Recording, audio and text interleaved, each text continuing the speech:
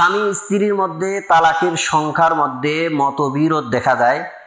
যে স্বামী বলতেছে যে আমি 3 তালাক দেইনি, 2 তালাক দিয়েছি, আর স্ত্রী বলতেছে যে না তুমি 3 তালাক দিয়েছো, সেক্ষেত্রে করণীয় কি হবে?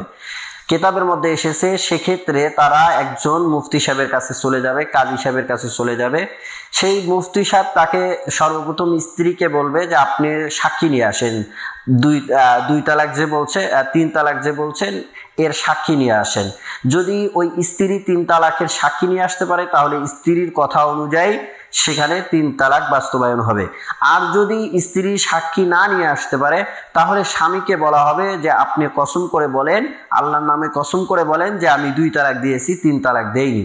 সে যদি কসম করে তাহলে ফায়সালা হবে, আর এটাই ফায়সালা হবে যে 2 তালাক হয়েছে। 2 তালাকের মধ্যে তারা স্বামী আবার স্ত্রীকে ফেরত নিতে পারবে, আর 1 তালাক বাকি থাকবে। যে কোনো সময় যদি আর 1 তালাক দেয় তাহলে আবার হারাম হয়ে যাবে।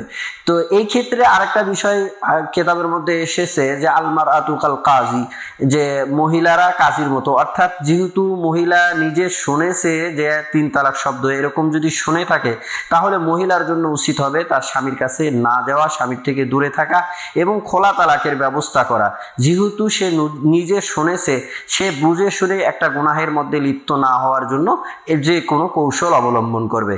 এটাই হচ্ছে এই মতবিরোধের শরঈ বিধান বা শরঈ ফায়সালা।